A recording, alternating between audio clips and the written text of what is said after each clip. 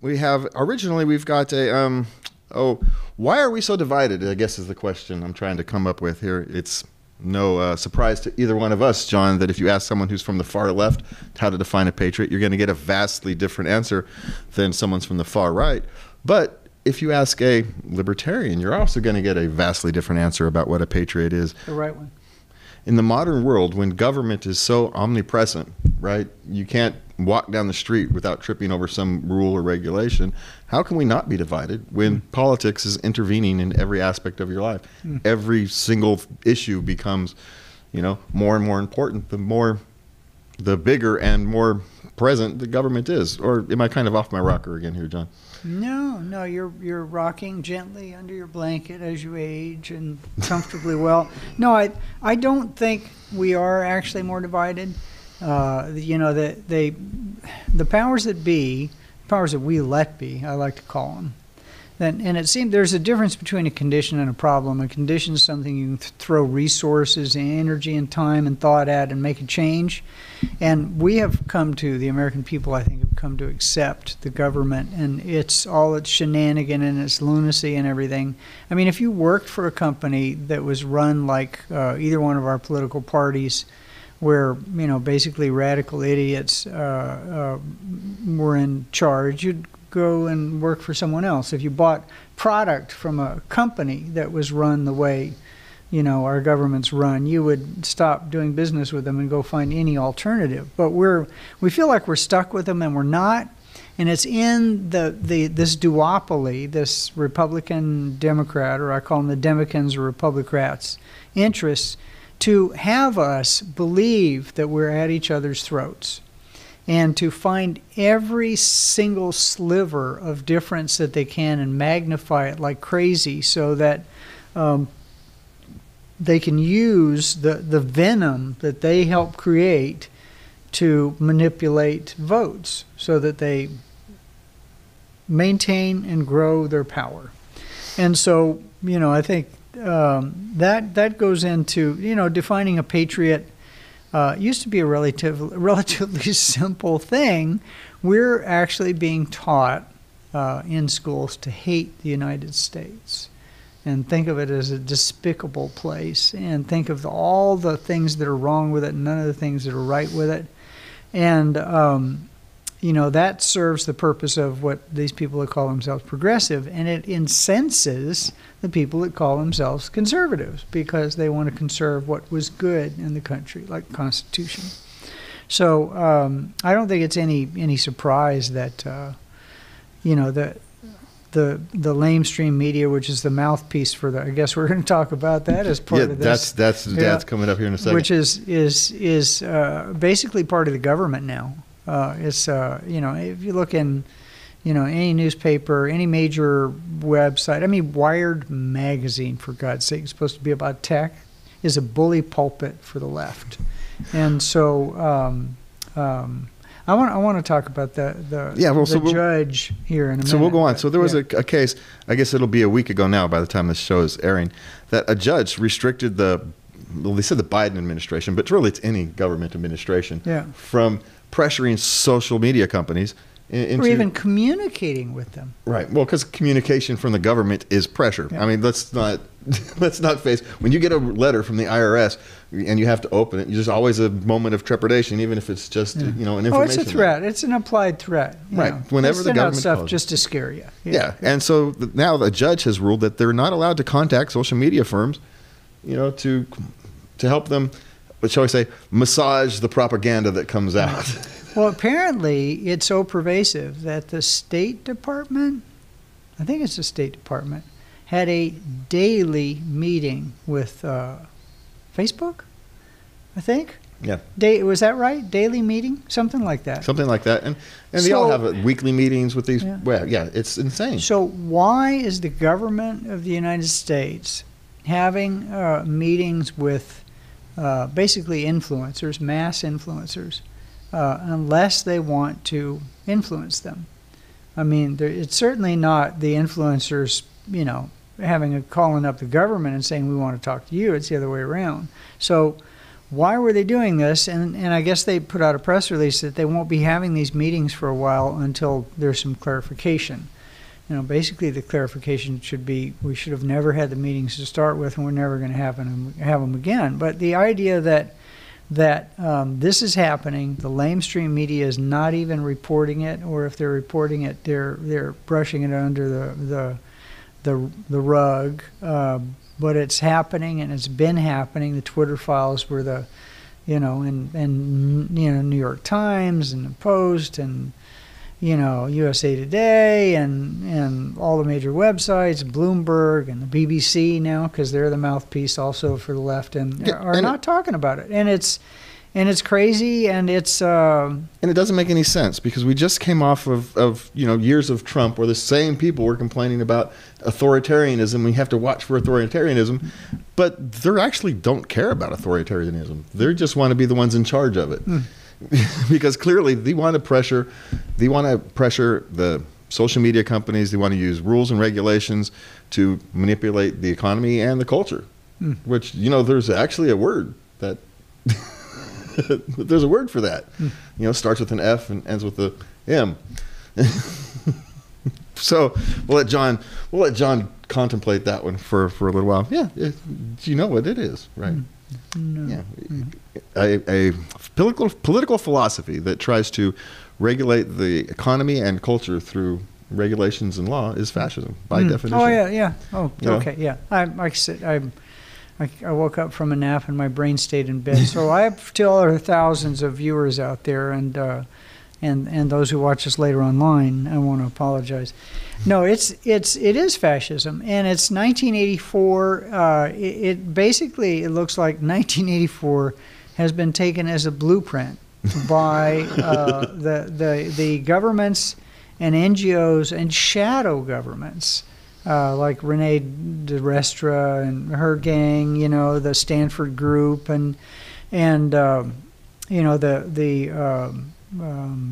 these very divisive, radical environmental groups that have so much power for no reason whatsoever. Yeah, and they get their power, and they get so much of their funding from government, which is just... Government gives grants to these groups, and who then sue the government to get a rule passed through a lawsuit that they wouldn't ever get passed through congressional means. And No.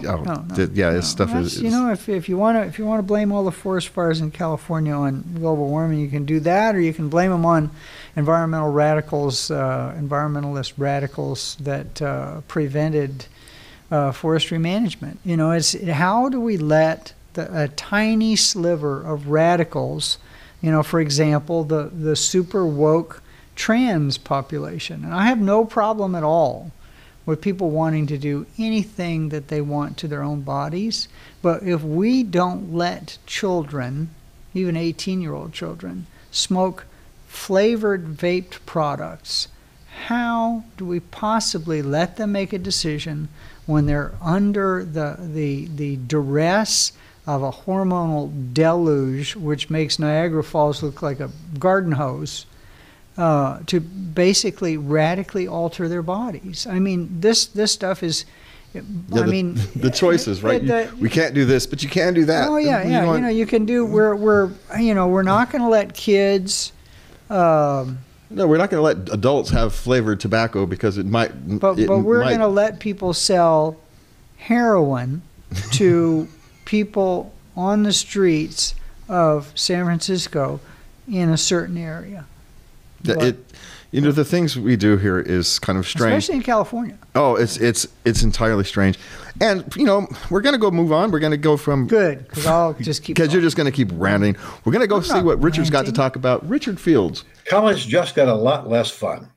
Both the Trump administration and the Biden administration, in response to the COVID panic, decided it would be a good thing. That is, they might be able to get more votes from people with college debts if they put a moratorium on or canceled student debt. It didn't work for Trump, but arguably it helped Biden avert disaster in the 2022 midterms when he proposed to cancel the debt permanently. As he undoubtedly knew at the time, and as the Supreme Court just ruled in Biden v. Nebraska, He had no authority to cancel over $400 billion in student debt through executive order. But the ruling came after the vote was in. So too bad, students, your degree isn't free after all.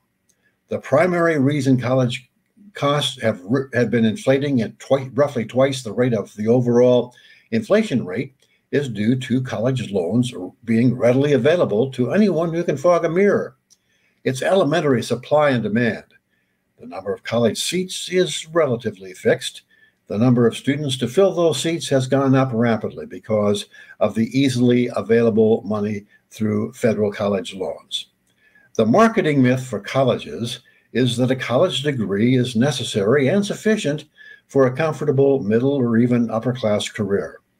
Imagine the disappointment of a graduate in, say, civilization studies, learning that the best job to be had is in the civilized art of brewing coffee and trying to pay off many thousands of dollars of student debt on a minimum wage job.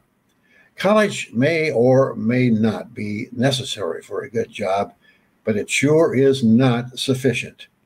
Oh, and student debt, by law, cannot be discharged like most every other kind of debt in bankruptcy. Libertarians know that when the government tries to go into business, it usually messes things up big time. Lending to students is a business. It's a prime example of that. Thousands of young people have been lured into lifetimes of non-dischargeable debt. It will cause social and cultural discord for decades.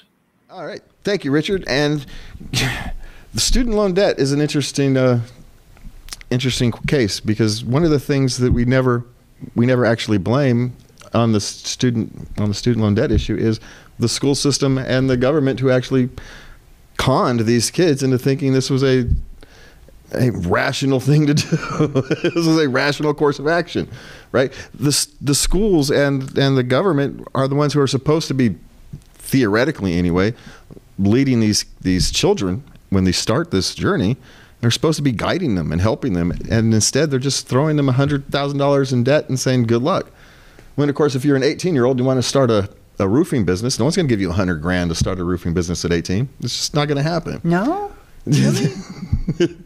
You have to be, what, 19 to do that? Oh, you have to be 25, right? And with the long history of roofing. Long history of roofing and paying back your debts. Oh, and balancing your checkbook. Yeah. By the way. So it's, and they're not going to get, and while they can get those loans discharged in bankruptcy, but you're not going to get any student loan relief, right? Well, there is a way around that, but it's not more. I'd be morally culpable if I talked about how to do it, so I won't, because it actually would probably be classified as fraud anyway. So what's even more morally corrupt is the fact that what has happened is that the universities have gotten fat and happy. They've grown, especially the administrative state within the university. The vice president of interdisciplinary quasi-racial studies, the vice president of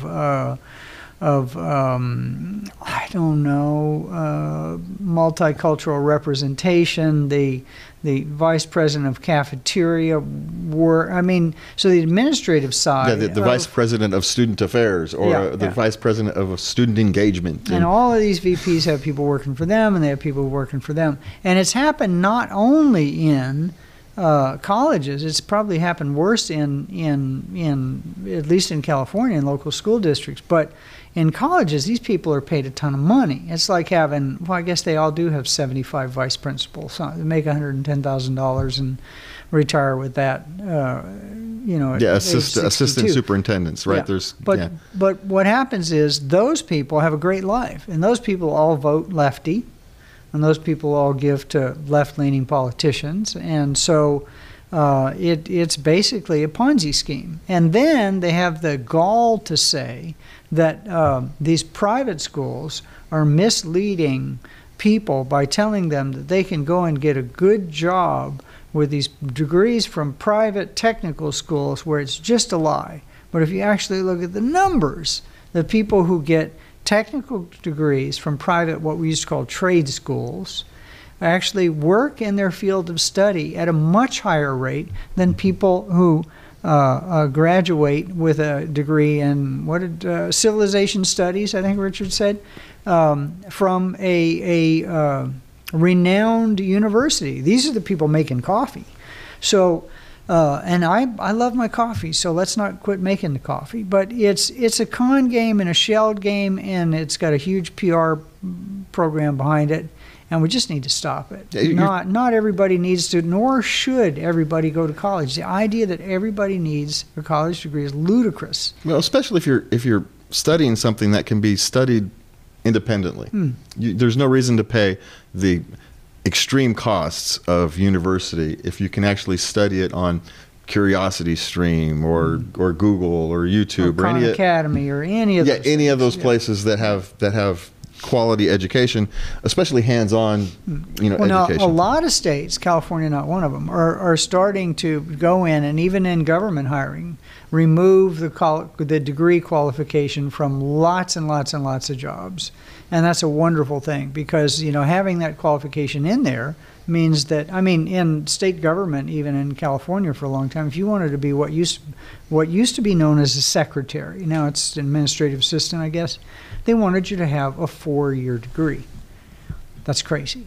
Yeah. Because those are skills you actually learn on the job. Yeah. There's not, other than learning how to write and fill out paperwork, which you should be able to do out of high school, quite frankly. An executive assistant. High school, but never mind. Well, not in California high schools, but all right. The Supreme Court has had a lot of decisions recently, and this article we talked about has suggested that the justices have an eye on their reputation when they're making some of these decisions.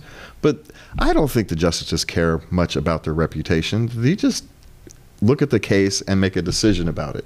And what's interesting these days is there's a group of people who don't actually seem to care about interpreting the Constitution. They're more concerned about how they feel about a case, not about what the Constitution says or what about tradition says. And if we want to change the Constitution, you can work to change the Constitution. It is possible. And so I don't know.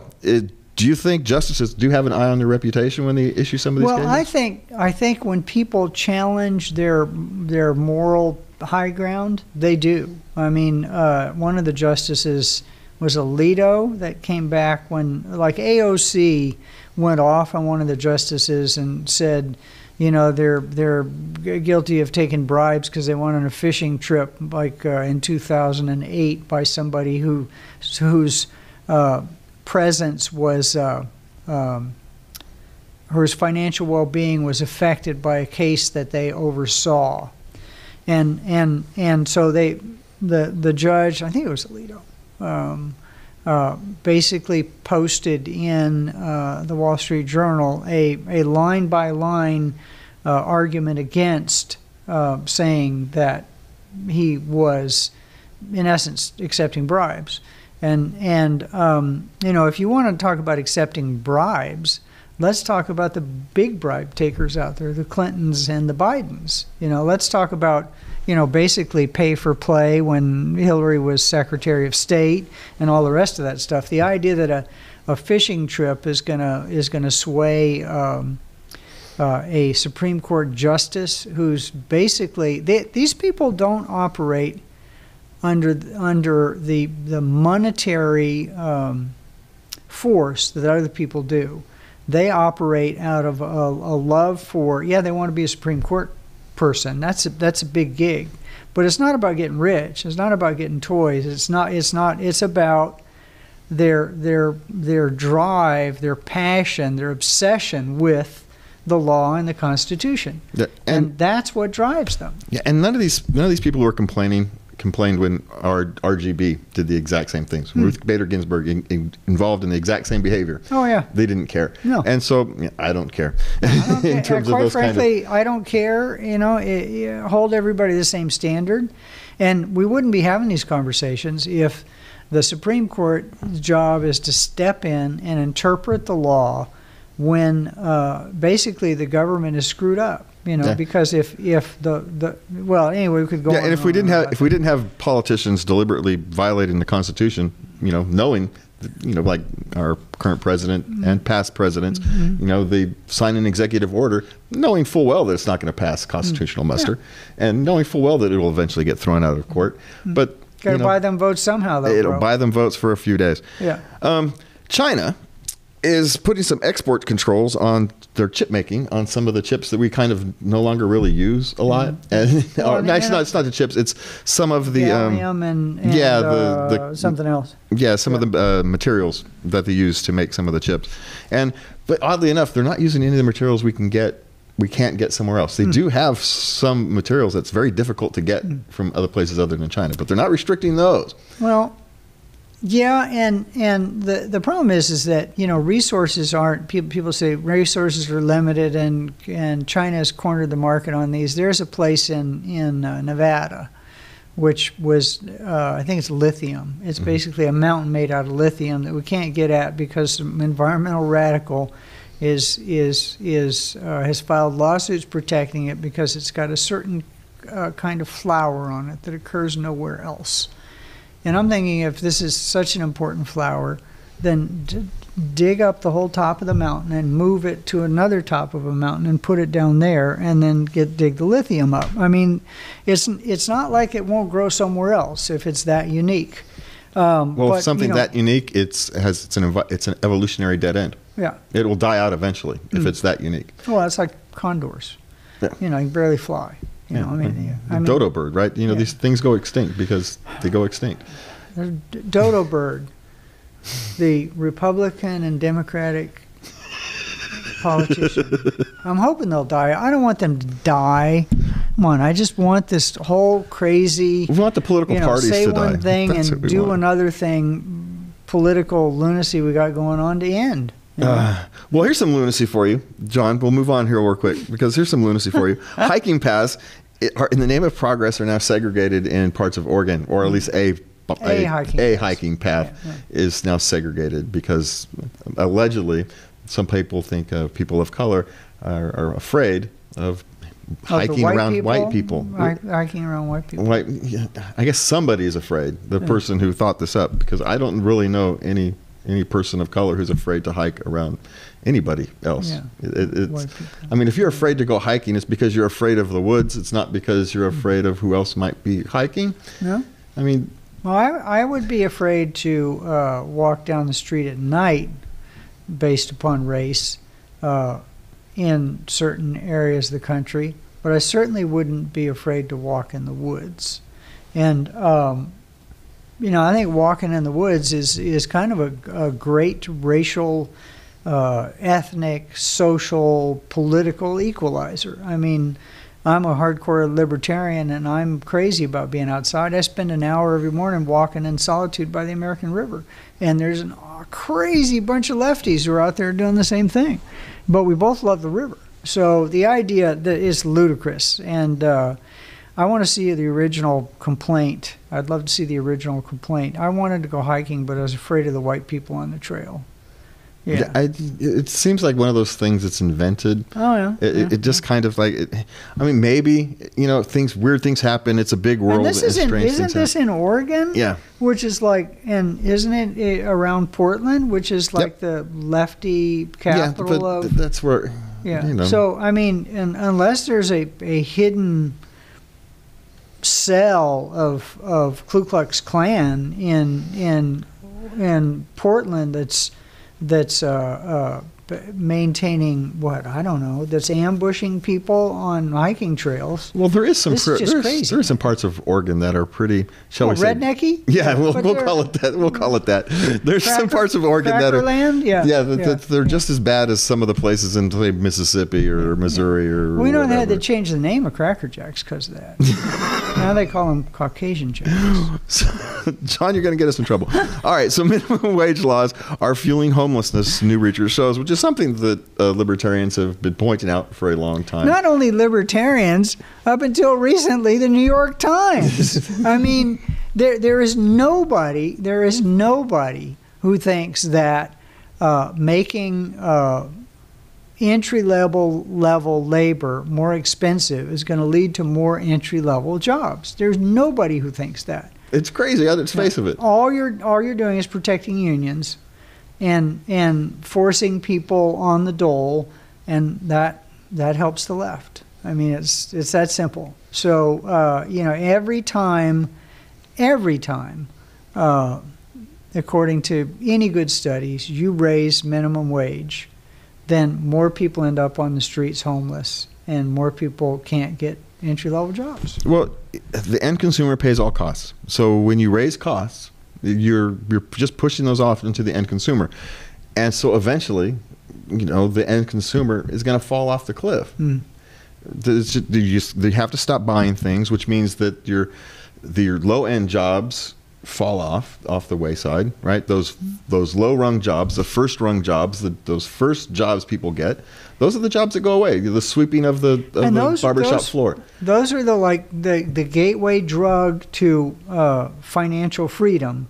Is that job at McDonald's or that job at Walmart? It used to be, for me, it was a job out in the fields in California. We used to have manual labor that anybody could do if they're willing to work. You could get a job in a factory doing horrible work, but it was a job, and you could get promoted and get a pretty good job.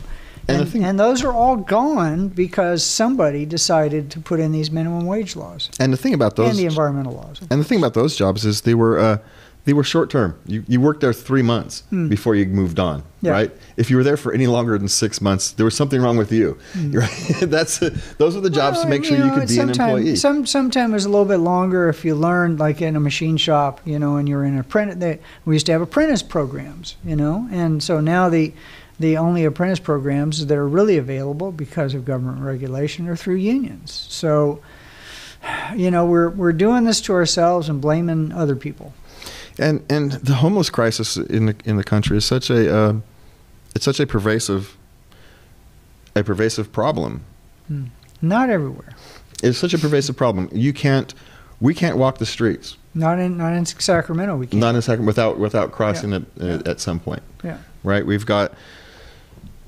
And there's so many different things, from the housing regulations that makes housing so expensive to build, which means it makes it more expensive to buy, which means it increases the tax burden for those regulations, right? All these continual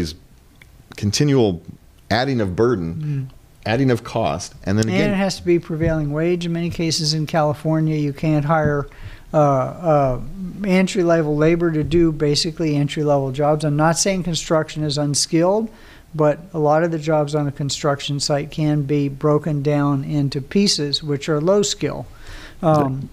So, yeah. All right, we are just about out of time. So, John, thank you for being here. And I forgot to introduce you. This is John Cameron. Everybody, you all know who John Cameron is. We want to thank our crew tonight. We've been a thin crew, so I want to thank you all for your efforts. And everybody, and good night.